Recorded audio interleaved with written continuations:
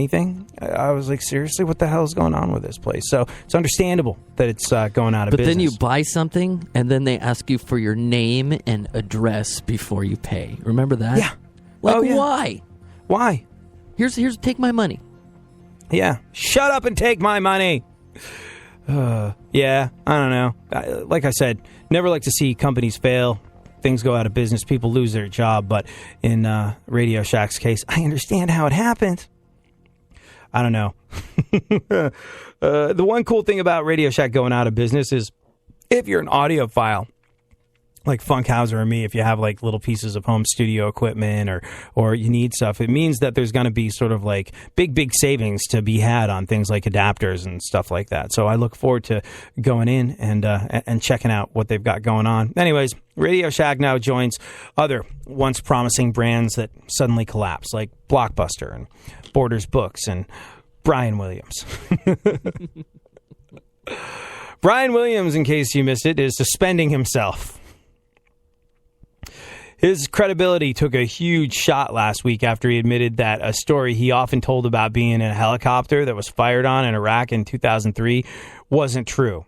So now he's making himself disappear for the time being. Williams said, quote, "It's become painfully apparent to me that I'm presently too much a part of the news due to my actions. I've decided to take myself off of my daily NBC nightly news broadcast for the next several days. Lester Holt has kindly agreed to sit in for me to allow us to adequately deal with this issue. Upon my return, I will continue my career-long effort to be worthy of the trust of those who place their trust in us." He also canceled a scheduled appearance on Letterman this Thursday. Coincidentally, that's the same show where he first told the exaggerated helicopter story back in 2013. By the way, there's some amusing Brian Williams misremembering memes online where he's in the middle of other news stories, like in the white Bronco with O.J. Simpson. I myself posted one of him at the D-Day landing. And there's one where he says, "So there we are at this bridge." And Frodo says to me, "Here, you take the ring." It's good stuff. The good news for Brian Williams is that if he loses his job for lying, he can look forward to a really bright future in politics. Well, we hope he's enjoying spending more time at home, lying to his wife and to his kids. So, in case you missed it, let me give you the cliff notes to the Grammys last night. Sam Smith, huge night at the Grammys, thanks to his team of songwriters ripping off Tom Petty for him because he didn't have the gumption or the songwriting ability or the ears to do it himself. He won 4 awards: Best New Artist, Song of the Year, Record of the Year, and Best Pop Vocal Album. And as much as I love the fact that it made Kanye mad, I really love the fact that Beck won because it upstaged the uselessness that is Sam Smith, who came out of nowhere. Beck came out of nowhere to win Album of the Year and Rock Album of the Year. Good job. You're doing your thing. We're all proud of you. Starting from here, my head is where I feel numb. From the front of my neck to the base of my skull. Taking it back by the way my mind is working. Like that, my emotion, my control is always shaking. So no, it be nothing at all. My mind is like an empty hole. I want to be calm for help, but all my friends are like a pressure valve. And what I need is salvation and a little bit of patience. Oh, with all the love I have, I'm still alone. There's feeling something I would never wish upon anyone. There's feeling something I would never wish upon anyone.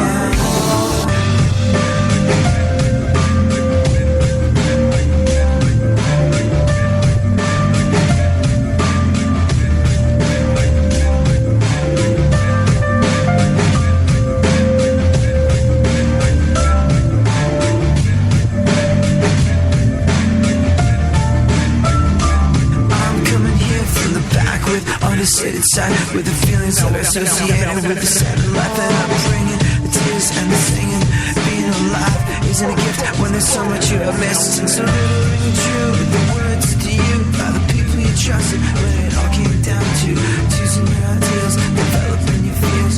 Why sports I always brought up in black light. How with all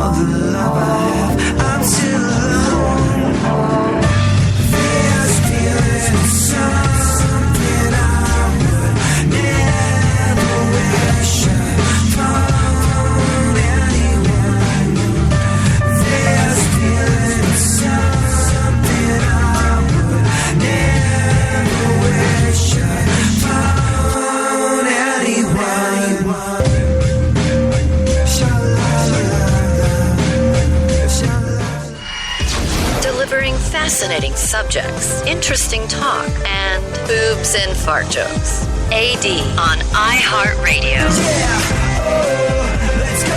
Talking that mess, better act like you know. Oh, let's go tonight. Walk away, punk, yeah, bitch. That's right, I know this. You're nothing but a punk, bitch. You're nothing but a punk, bitch. So walk away, yeah. You've been talking about me for a long time. What was the last comedy bonus you got? A pen? A gift card? Here's $25 to spend at Best Buy. We really appreciate everything you do for the company. Enjoy one compact disc and some assorted knickknacks, and then taking an additional $5 out of your pocket to pay for the balance. Thanks for all you do. Yeah, in China they do it right. A Chinese company offered their employee of the year a choice: a night with a porn star or a brand new car. And it's not any old car. It's not like, okay, here you go. Here's a Kia Rio. Nope. Porsche. Brand new Porsche. And if these are equivalent prizes, a night with this particular porn chick must have a reasonably hefty price tag. And we'll talk about that in a little bit after we get to, some of my favorite happenings. I don't know. I'm in a surprisingly good mood for a Monday. A, because the coffee worked. B, because, I found out that one of my favorite movies of all time, they might be making a sequel. Now, obviously, when it's a movie that's, pristine and perfect in its own way, you don't want to touch it and besmirch its memory. That said, I don't know about you, but I'd be stoked as all get out if they made a Spaceballs sequel. One of the jokes in Spaceballs was that everyone was coming back for a sequel called Spaceballs 2, The Search for More Money. Almost 30 years later, there's still no Spaceballs 2. Spaceballs came out, I don't think I was, I don't think I was old enough to see Spaceballs when it initially came out. I've only ever seen that. That was one of those, we hired a babysitter, we're going out for the night. We rented some videos. There's Spaceballs and Splash in the in the living room. You can watch those. It's 30 years ago. Wow. Almost 30 years later, there's still no Spaceballs 2. But now, with some new Star Wars movies in the works, it might finally be time. Mel Brooks was recently on Adam Carolla's Take a Knee podcast last week, and he said, I'm thinking now, if I said I did a movie that came out right after Star Wars comes out, maybe a couple of months later, I'd have a big weekend, no matter what, even if it fell on its ass and I didn't get that money back. But that first weekend, the anticipation of seeing Spaceballs 2 would, I still have Daphne Zuniga and I still have Rick Moranis if he'd do it, and I've still got me.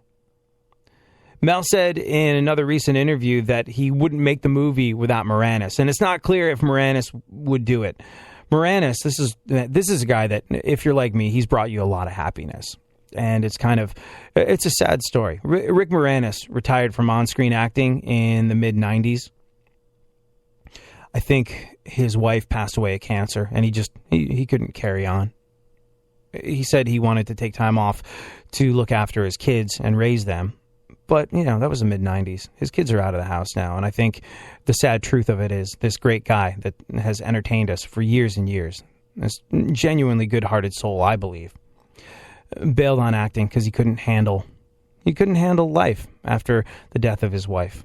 So he's only done a few voiceover jobs since the mid-90s, and, man, wouldn't it be great if he came out of hiding for something like Spaceballs 2? For the record, Mel also has Bill Pullman, but the three cast members can't come back. John Candy, who played Barf, died in 1994. Dom DeLuise, who was the voice of Pizza the Hut, passed away in 2009. And Joan Rivers, who played the robot Dot Matrix, died last September.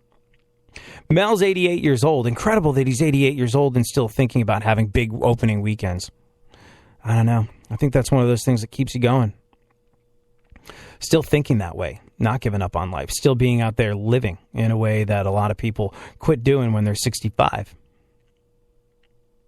So, yeah, on a Monday, and Mondays are giant, awful, swinging bags of descended things from animals that I can't mention by name on the radio. They just suck.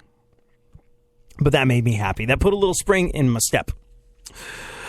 This did as well, because it's freaking amusing. And I promise you, we'll get to the porn star bonus a little later on in the show. But 3 prison guards were on duty at a prison in Cuiabá, Brazil.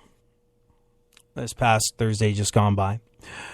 And around 3 a.m. last Thursday, 3 women showed up in lingerie and dominatrix outfits.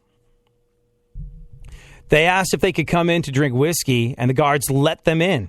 Yeah, prison guards. Wow, lingerie, dominatrix outfits? This doesn't seem suspicious at all. Oh, they want to ply us with booze? Come right in.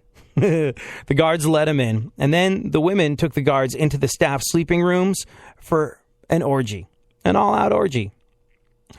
In news that is surprising to almost no one, it was a setup. The women slipped something into the guards' whiskey to knock him out, then handcuffed them, and a prison break was on, not unlike Donkey Kong.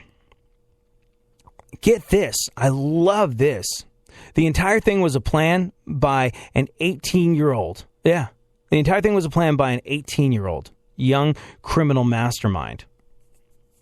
Now, as much as I admire his teenage gumption in terms of breaking out of jail and getting women to seduce guards and lure them into an orgy where they were drugged and left, this guy's a nasty piece of work. This guy, 18-year-old inmate, Bruno Amorim, he was doing time for attempted murder, robbery, weapons possession, and one of the 3 women involved was his girlfriend. 28 prisoners escaped. Oh, good. Yeah, phone calls. That's a good thing. You want me to get that? Yeah, hold on a second. Okay. Oh, hi, Louie. You're on the radio again. Yeah. How about that? Right. I'm going to put the receiver up to. I'm going to put the receiver up to the microphone, and you should say, "Hi, I'm Louie. I'm the person that interrupts the show all the time." You ready? No. Coming down in 3, 2, 1. Hi, I'm Louie, and I interrupted the show. Hi, I'm Louie, and I interrupted the show. All right, then. I assume you're looking for someone that's not me. Thank you. I'll talk to you later. Bye. Louis Cruz, ladies and gentlemen. Anyways, 28 prisoners escaped, including Bruno. They took guns with them. And only 8 of the guys have been tracked down so far. None of the 3 women have been found. If this 18-year-old kid who masterminded this makes it, clearly he's on a path that will bring him face to face with getting shot, killed, having his life come to an abrupt end. Yeah. If this guy makes it, if he's only 18 now and he's pulling off stuff like this, he's going to be a force to be reckoned with in the world of dangerous criminals in the not too distant future. I mean, he already is, but God, pulling this off at 18, it's almost like being a child prodigy of the criminal world. It's crazy. None of the 3 women have been found or caught. The 3 guards were arrested. They're going to be charged with facilitating a jailbreak and culpable embezzlement. There's pictures on the interwebs of the lingerie that the women left behind. Plus, the guards cuffed and semi-clothed. It's true. They're like half naked. You see this one guy's fat, flabby ass in the air, and he's been drugged by a woman who was wearing a bondage outfit that said Policia on it. It's true. They even themed the whole thing. I don't know if they were trying to pass themselves off as actual officers, but the chick was wearing like a rubber bondage police uniform. I wonder if she was like, yeah, this is standard issue. I'm Officer Nasty. And they fell for it. It's crazy. Unfreaking believable. So think for a moment, if you will, about the last bonus you got from your company. I got, I think there was a gift card involved. Yep, there was. Delicious Starbucks. I'm always a big fan of gift cards, though. Like Starbucks, Smoothie King, places like